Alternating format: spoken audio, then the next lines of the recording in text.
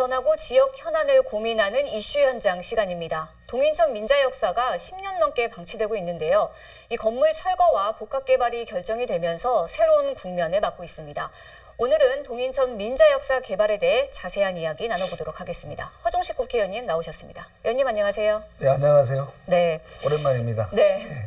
이 동인천 민자 역사 건물이 한때 지역의 랜드마크였습니다. 하지만 각종 소송에 얽히면서 굉장히 수년 동안 흉물로 방치가 되어 왔는데요. 그렇습니다. 지역 현안 중에서도 굉장히 큰 난제였는데 의원님께서 국토위에 배정이 된 지 6개월 만에 그래도 철거가 결정이 됐습니다. 네. 그동안의 과정에 대해서 한 말씀 부탁드릴게요. 네, 동인천 민자 역사 그러면 누가 구도심에 랜드마크 했잖아요. 저희들도 뭐 20대, 30대 때는 동인천에서 만나자 그러면 동인천 민자 역사 앞에 뭐 시계탑 이럴 정도로 랜드마크 했는데 10년 넘게 방치되어 온 거죠. 흉물로.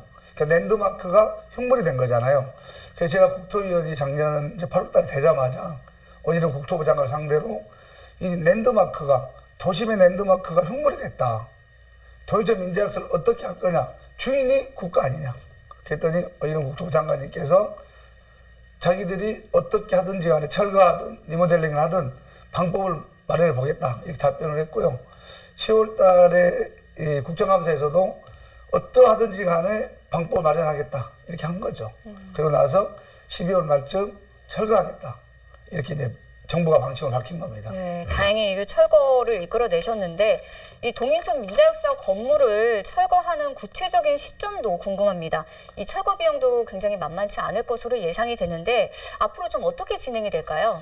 이게 이제 정부는 2025년 1월쯤이면 철거가 가능할 거로 보고 있습니다. 그때까지 여기다 어떤 건물 지을 것이냐, 주상복합 같은 건물 지었을 경우에 어떤 종류의 높이로 어떤 건물 지을 것이냐 결정이 되고 나면 철거하는 시점으로 봤을 때 2025년 1월이면 철거가 가능할 것 같다 이렇게 보는 거고요.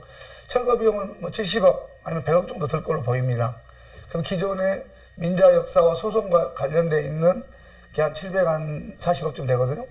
여기에 물론 국가가 이제 못 받은 점용료가 150억쯤 되니까 그 빼고 나면 기존에 이제 소송과 관련된 자금 한 550억 남은 740억에서 또 70억에서 100억 정도의 철거 비용 이런 것들 포함해서 이런 정도의 이익이 남을 만한 건축물로 올리는 게 맞다.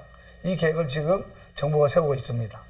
그렇군요. 네. 이 정부가 민자 역사를 철거하고 이곳을 복합 개발하겠다 이런 구상인데 이 때문에 지금 지역 주민들의 기대가 굉장히 큰 것 같습니다. 그렇습니다. 좀 어떤 방향으로 추진이 돼야 될까요? 여기 이제 주상복합 건물 같은 거 짓게 되면 상업과 주거 또 거기에 저는 우리 인천시가 제도 역시 찬성하고 있는데 대물포구를 만들겠다는 거잖아요. 그러니까 중구 구도심과 동구를 합쳐가지고 재물포구를 만들었을 경우에 이제 구청도 어딘가를 마련을 해야 되거든요. 지금 중구청에다가 구청을 마련하면 동구 사람이 싫어하고 동구청사에다가 구청을 마련하면 중구 사람이 싫어할 거잖아요. 딱 중간인 동인천 역사가 이양이 올라가니 거기에 행정시설 구청을 넣는 게 어떠냐 이 제안을 제가 한 거고 인천시도 이걸 받아들여서 한 거죠. 그러니까 행정 공공기관이 들어갈 수도 있고 또 플러스 상업 플러스 주거 이렇게 된 복합 건물을 지어서 그럴 일종의 이익이 일정하게 남아야만이 이제 기존의 소송으로 이제 빚진 것들 있잖아요. 정리할 수 있는 거거든요. 그럴 정도의 건물로 지어내면 이게 다시 구도심 랜드마크가 될 거다. 이렇게 예상하고 있습니다. 앞으로 어떻게 복합 개발이 될지 저희도 기대가 큰데 네. 이 동인천 민자 역사가 그야말로 새로운 국면을 지금 맞고 있는 겁니다. 그만큼 과제도 많을 것 같은데 그 개발 사업이 좀 탄력을 받으려면 어떤 좀 대책과 지원들이 필요해 보일까요? 첫째는 이제 교통이잖아요.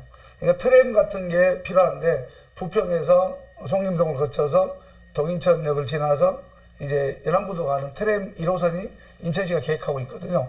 이 트램이 지나가게 되면 일단 동인천이 어떻게 보면 복합 환승 기능이 되는 거잖아요. 또 지하철 3호선도 또 지나가도록 계획되어 있습니다.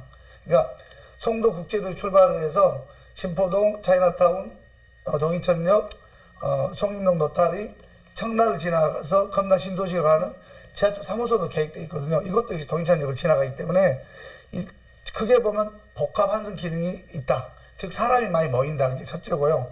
이 동인천 역사를 복합 개발하게 되면 이제 북광장 쪽에 중앙시장이라든가 양키시장 이런 데도 같이 인천시가 지금 개발을 계획을 짜고 있거든요.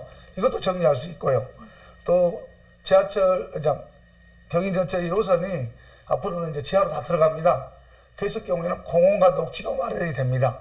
그렇게 되면 동인천역에 지금 민자역사에 들어서는 복합 건물은 정말로 이 구도심을 대표하는 랜드마크가 될 거다 기대하고 있는 거죠. 네.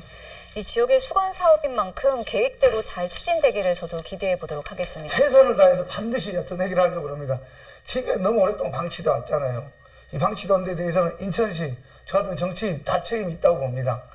어떤 일이 있어도 우리 지역 주민들과 함께 동인천역을 정말 제대로 한번 만들어 보겠습니다. 네. 오늘 말씀은 여기까지 듣겠습니다. 감사합니다. 아유, 감사합니다.